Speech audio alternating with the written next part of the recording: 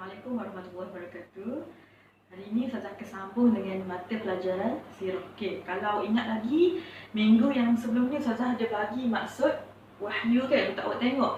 Jadi hari ini saya akan masuk cerita. Macam saya janji, cerita peristiwa turunnya wahyu di Gua Hira. Macam mana Nabi tu dapat wahyu di Gua Hira. Wahyu tu apa kalau awak ingat lagi? Wahyu ialah kalam ataupun perintah ataupun mesej daripada Allah yang Allah nak bagi kepada Nabi ataupun Rasul melalui malaikat. Okay, dengan cara yang khusus. Cara dia berbeza-beza. Okay, ini adalah cara Nabi Muhammad dapat wahyu. Macam mana kita akan tengok lepas ni. Okay? Baiklah, saya akan sambungkan macam mana Nabi Muhammad ni boleh menjadi Rasul. Macam mana penerimaan wahyu dia tu daripada malaikat. Okay? Macam kita tahu, malaikat Jibril ialah malaikat yang menyampaikan wahyu kepada Nabi dan juga Rasul. Okay, kita tengok sini yang pertama. Nabi Muhammad pergi ke Gua Hira untuk beribadah. Okay? Pada masa ni Nabi Muhammad berumur 40 tahun. Pergi ke Gua Hira nak beribadah ataupun dia nak mengasingkan diri supaya tenang beribadah di Gua Hira. Okay, Gua Hira ni dia terletak 2 batu ataupun 3.2 km daripada kota Mekah. Tak adalah jauh sangat, dekat je Gua Hira ni. Untuk beribadah kepada Allah. Jadi pada masa Nabi Muhammad tu duduk dekat gua tu, dia selalu ataupun dia seumur mimpi dapat melihat alam bercahaya. Okay, macam mana Nabi Muhammad ni dia duduk dalam gua tu, masa dia duduk tengah beribadah, dia mimpi dia nampak dunia kita ni bercahaya macam mana? Bercahaya macam waktu subuh. Kalau waktu subuh kan kita tengok cahaya dia matahari macam baru nak naik kan? Gitulah Nabi Muhammad bermimpi.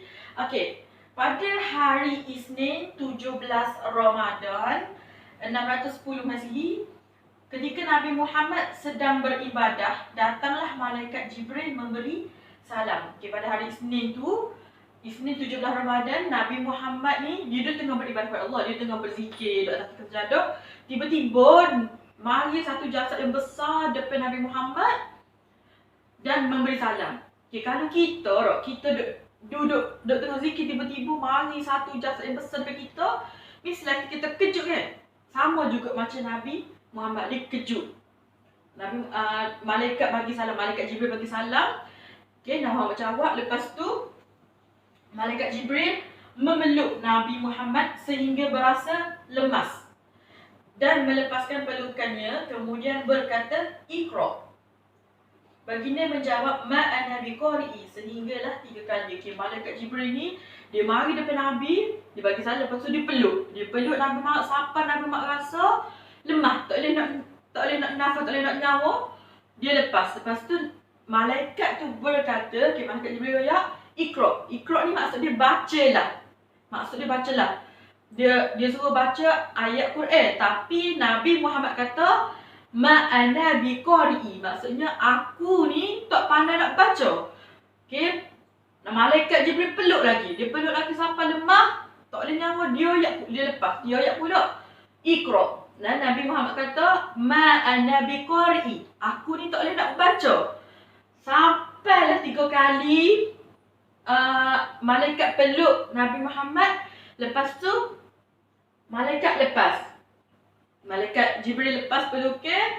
Dia pun mengajarkan Nabi Muhammad membaca surah Al-Alaq ayat 1 hingga 5. Okey, dia merupakan wahyu yang pertama kepada Nabi Muhammad. Okey, surah Al-Alaq ni lagu mana? Surah Al-Alaq yang bermula dengan perkataan malaikat Jibril sebut tadi, "Iqra." Okey, bermula dengan ayat Iqra, ayat 1 hingga 5. Bismillahirrahmanirrahim. "Iqra bismi rabbikal ladzi khalaq, khalaqal insana min 'alaq, Iqra wa rabbukal akram, allazi 'allama bil qalam, 'allamal insana ma lam ya'lam." Okey, 5 ayat tu yang malaikat Jibril ajarkan kepada Nabi Muhammad. Okey, lepas pada malaikat Jibril tu ajar surah Al-Alaq tu ayat 1 hingga 5 kepada Nabi, malaikat pun tiba-tiba hilang daripada pandangan Nabi. Okey, Bila hilang tu, Nabi Muhammad pun segera. Dia segera maksudnya nak cepat-cepatlah pulang ke rumah dia kan. Dalam keadaan ketakutan. Apa takut? Sebab kita, Nabi Muhammad tak kenal masa tu adalah malaikat Jibril besar duduk depan dia tu.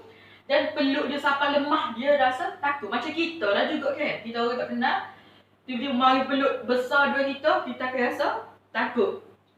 Jadi Nabi Muhammad pun balik rumah, dia pun minta isteri dia nama Khadijah, isteri Nabi Muhammad, menyelimutkannya. Okay?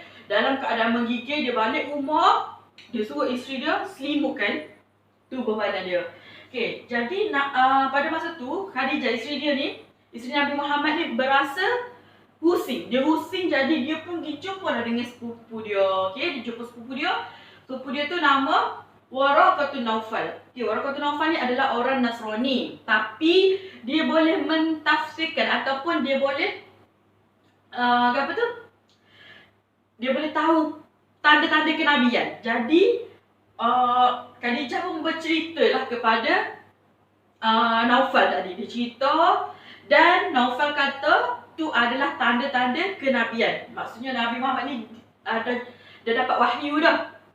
Sebab dia kata sebenarnya itu adalah perkara yang semua berlaku kepada Nabi-Nabi yang sebelum lagi daripada Nabi Muhammad ni. Macam Nabi Musa, Nabi yang sebelum-sebelum ni dapat wahyu cara lagu ni juga. Okay? Jadi situ Khadijah dapat tahu bahawa Nabi ni adalah menjadi Rasul. Okay? Turunnya wahyu tersebut menandakan Nabi Muhammad dilantik menjadi Rasul. Okay? Jadi kita dapat tahu hari ini macam mana cara Nabi Muhammad SAW dilantik menjadi Rasul. Macam mana dia dapat wahyu tu daripada Allah. Tapi macam mana Allah bagi melalui malaikat. Okay? Masa duduk di Gua Hira. Okay? Saya harap awak boleh faham cara ataupun cerita peristiwa turunnya wahyu di Gua Hira.